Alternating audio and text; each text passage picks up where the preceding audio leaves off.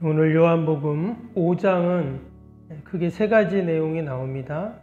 앞부분에는 요한복음의 세 번째 표적인 베데스다 연못에 38년 된 병자를 예수님이 치유하시는 그런 내용이죠.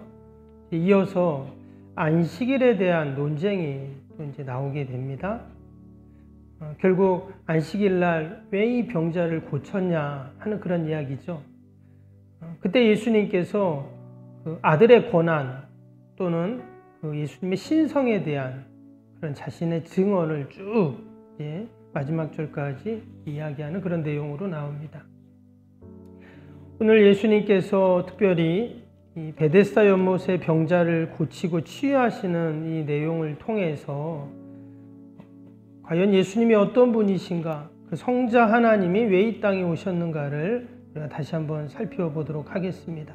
먼저 1절을 보면 1절이 이렇게 시작이 됩니다. 그 후에 유대인의 명절이 되어 예수께서 예루살렘에 올라가시니라 있습니다.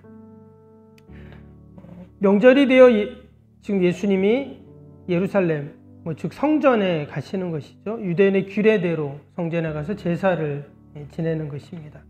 어떤 명절인지는 구체적으로 나와 있지 않지만 당시 유대인들은 이런 명절이 되면 율법에 의해서 성전에 갑니다. 마치 우리가 명절 되면 고향에 가는 것처럼 누가 가라고 해서 가는 것이 아니라 당연한 것이죠. 그래서 부모님을 만나고 또는 조상의 묘를 찾는 것처럼 당시 유대인들도 오랜 전통 가운데 또 율법 가운데 그들이 명절 때는 다 예루살렘으로 단순히 그 유대인 이스라엘에 있는 유대인들뿐만 아니라 전 세계에 흩어져 있는 모든 유대인들이 그 명절 때 전부 예루살렘에 오는 그런 일들이 있죠. 근데 예수님께서도 저런 명절에 성전에 가시는데 오늘 말씀에 보니까 성전에 가시다가 어디로 갑니까? 2절 보니까 예루살렘에 있는 양문 곁에 히브리 말로 베데스다라는 못이 있는데 거기 행각 5이 있다 그랬습니다. 예수님께서 성전에 가시면 되는데 가다가 지금 어디를 가신다고요? 연못으로 가십니다. 그리고는 그 연못에 가서 근데 연못에 누가 있다고 했죠? 3절 보니까 그 안에 많은 병자, 맹인, 다리 저는 사람, 혈기 마른 사람들이 누워 물이 움직임을 기다리니 그랬습니다. 지금 병자들이 많은 연못에 지금 예수님이 가셨어요. 지금 명절이니까 성전에 가서 하나님께 거룩한 제사를 드려야 할 그때에 성전과는 전혀 다른 어울리지 않는 지금 그런 병자들이 있는 곳에 가셨습니다. 그런데 여기 보면 베데스다라는 이 연못은요, 베데스다라는 단어는 예전에도 한번 말씀드렸는데 두 가지의 단어가 합쳐진 단어입니다. 집이라고 하는 베이트라는 단어와 우리가 자비, 사랑이라고 하는 헤세드라는 단어가 있죠. 성경에 보면 아주 성경에 나오는 사랑, 자비, 또 은혜 이런 좋은 말들이 다 헤세드인데 지금 이 베이트와 헤세드라는 단어가 합쳐져서 베데스다, 한마디로 자비의 집, 사랑의 집이라는 그 연못에 예수님이 간 겁니다. 근데 거기에 누가 있다고요? 연못 이름과는 어울리지 않는 병자들이 지금 많이 있습니다. 근데 보니까 이 병자들은 어떤 병자들인가? 맹인, 다리 저는 사람, 혈기 마른 사람들이 누워 이렇게 되어 있죠. 누군가의 도움이 없이는 살 수 없는 사람들이에요. 정말 자비가 필요한 그런 사람들이 지금 이곳에 있습니다. 근데 지금 예수님이 어디를 가고 있다고 그랬습니까? 성전에, 명절을 지키기 위해 성전에 지금 가고 있다고 했습니다. 그러니까 이 사람들은 지금 성전에 명절이니까 당연히 다 유대인들은 성전에 가야 되는데 이 사람들은 지금 성전에 못 가고 있어요. 여전히 지금 연못에 있습니다. 성전에 가서 하나님을 찬양하고 예배하고 하나님께 영광을 돌려야 하는데 그들은 성전에 갈 수가 없는 겁니다. 육신적인 질병 때문에도 그렇지만 지금 그들은 율법적으로도 성전에 갈 수가 없어요. 왜? 율법에 보면 정한 자만 성전에 갈 수 있기 때문입니다. 때문에 이들은 육적인 질병 또 영적인 갈급함을 채울 수 없는 그런 고통 가운데 있는 아주 너무나 불쌍한 그러한 사람들이라고 할 수가 있겠죠.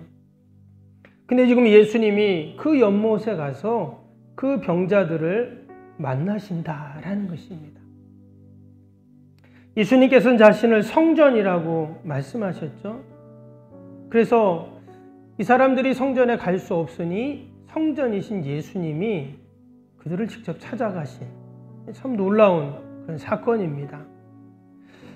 그래서 예수님이 내 인생에 오신 사건, 우리의 가정에 오신 사건, 여러분 이것이 은혜이고 복인 줄로 믿습니다. 내가 예수님을 만난 것, 내가 예수님을 구주로 모신 것, 이것이 바로 우리가 늘 성전이신 주님 안에 있는 여러분 그러한 모습이죠. 이 새벽에도 우리가 성전에 왔습니다. 또 성전이신 주님을 우리가 만나는 거죠. 여러분 이것이 하나님이 우리에게 주신 너무나 큰 은혜이고 분명 복인 줄로 믿습니다. 그럼 예수님이 왜 만나시는가? 오늘 병자들을 만난 이유를 보면 알 수가 있어요. 5절 6절을 보겠습니다. 5절 6절 거기 38에 된 병자가 있더라. 예수께서 그 누운 곳을 보시고 병이 벌써 오래된 줄 아시고 이르되 내가 낫고자 하느냐. 예수님이 지금 이 병자들을 찾아오신 이유는 병을 고쳐주기 위해서입니다.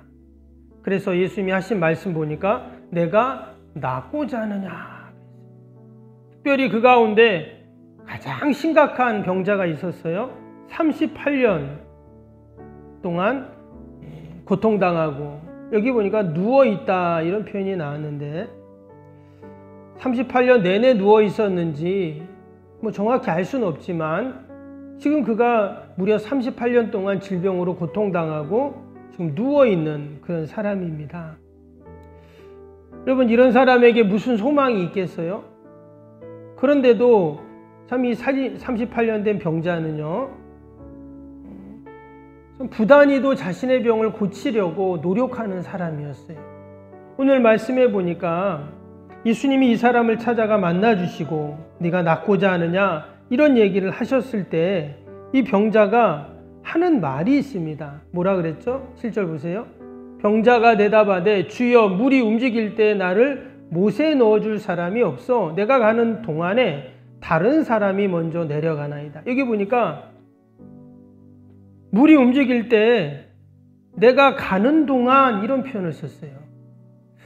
여러분 38년 된 병자가 지금 누워있는 사람인데 내가 가는 동안 이랬어요.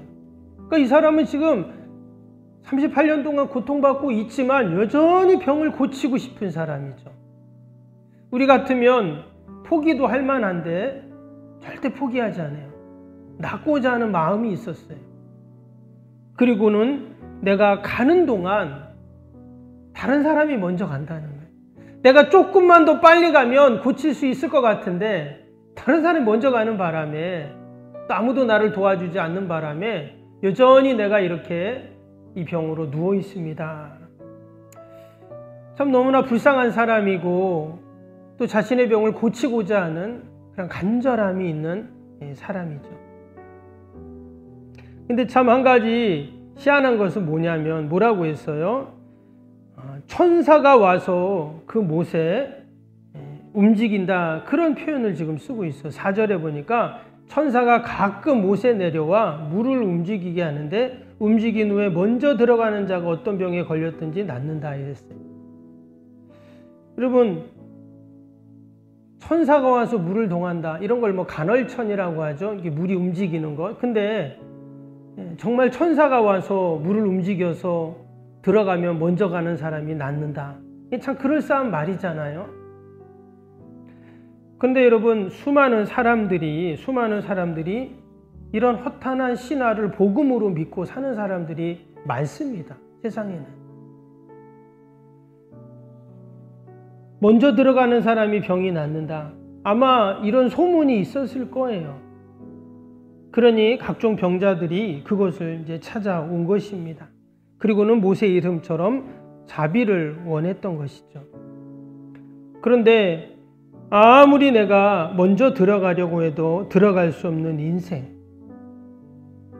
그리고 나을 수 없는 그 비참한 가운데 절망할 수밖에 없는 그런 상황에 있는 것이죠. 근데 이것은 이 베데스다 연못가의 병자들 뿐만 아니라 여러분 우리의 인생들도 마찬가지죠.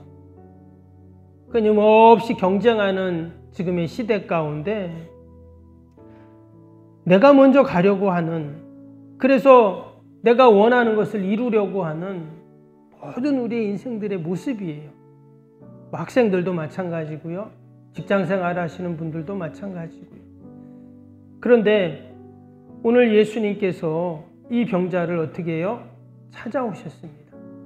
자기의 노력으로 병을 고친 것이 아니라 예수님께서 성전이신 진리이신 우리 주님께서 이 병자를 찾아오셔서 오늘 8절 9절 이렇게 말씀합니다. 예수께서 이르시되 일어나 내 자리를 들고 걸어가라 하시니 그 사람이 곧 나아서 자리를 들고 걸어가니라.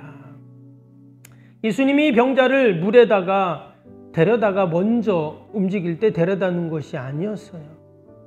그가 진리라고 생각하고 복음이라고 믿고 있었던, 천사가 와서 물을 동할 때 먼저 들어가는 그런 방법으로 예수님이 고치신 것이 아니었어요.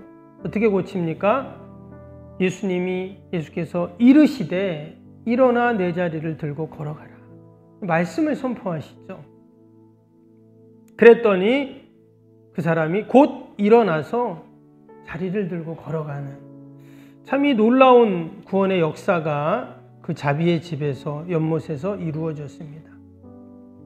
이 새벽에도 세상의 허탄한 진리가 아니라 살아계신 하나님의 말씀을 우리가 듣고 여러분 그 말씀을 붙잡고 우리도 자리를 들고 일어나 걸어가는 놀라운 구원의 역사가 분명히 있을 줄로 믿습니다. 오늘 이어지는 말씀을 보면 거기에 있던 사람들 가운데 참 야속한 사람들이 있습니다. 예수님이 지금 이 병자를 고칠 때가 8절에 보니까 뭐라 그랬어요? 예수께서 일어나 걸어라 그랬고 9절에 보시면 이날은 안식일이다 그랬습니다. 우리가 앞에 복음서 앞에 나왔던 내용들도 안식일날 예수님이 병자들을 고쳤던 그런 일들이 많이 있었잖아요.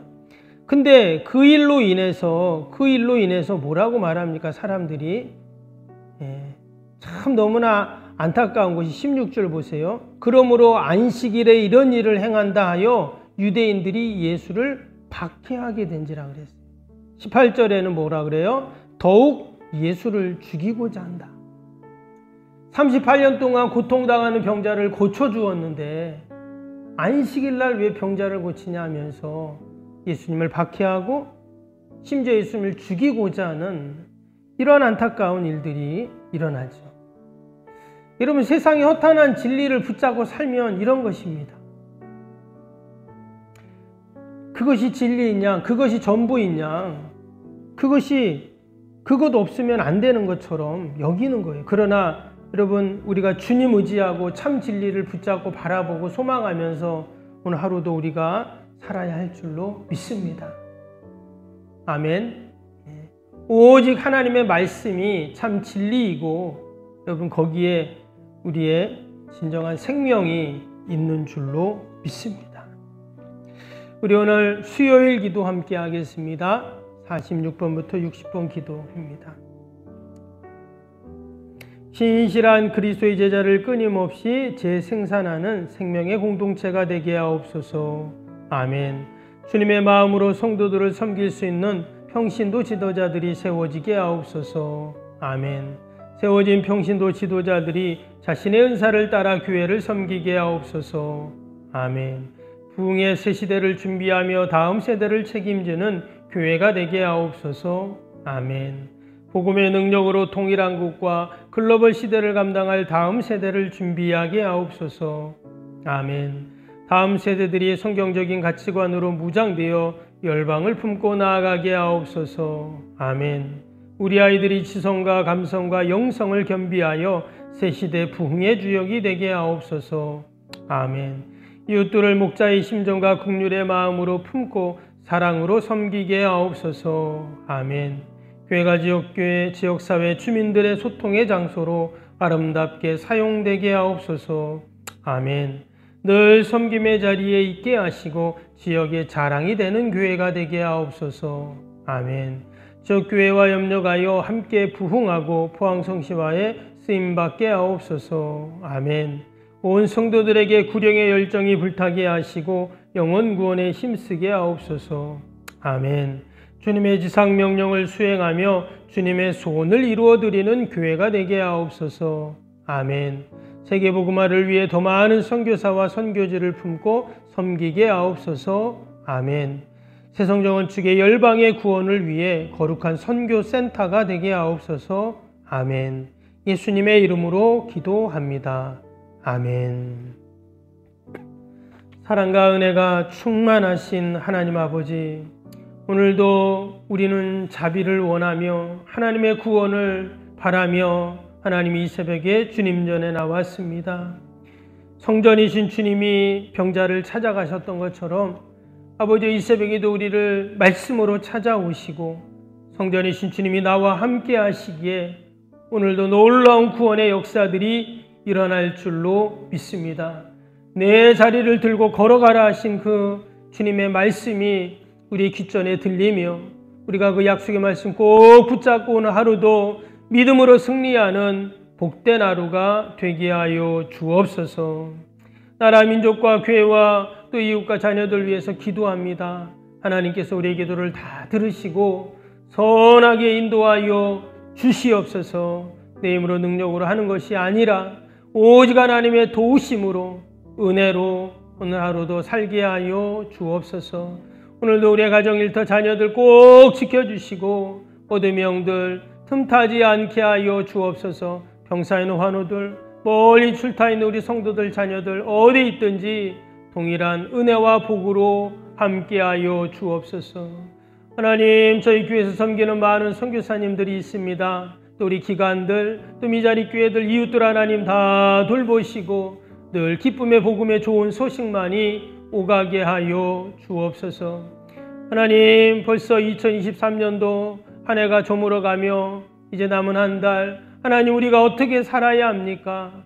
하나님께서 주시는 그 지혜로, 은혜로, 아버지 그 용기로, 힘으로 살게 하여 주시옵소서. 우리에게 맡겨진 사명과 직분 넉넉히 감당할 수 있도록 은혜를 베풀어 주옵소서. 연약한 우리 이웃들을 돌아보게 하시고 우리에게 맡겨진 귀한 아버지의 사랑의 사명들을 늘 감당하게 하여 주옵소서. 감사하며 예수님의 이름으로 기도하옵나이다.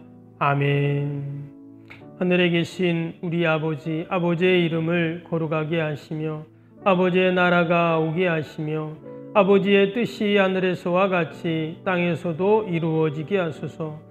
오늘 우리에게 일용할 양식을 주시고 우리가 우리에게 잘못한 사람을 용서하여 준 것 같이 우리 죄를 용서하여 주시고 우리를 시험에 빠지지 않게 하시고 악에서 구하소서. 나라와 권능과 영광이 영원히 아버지의 것입니다. 아멘.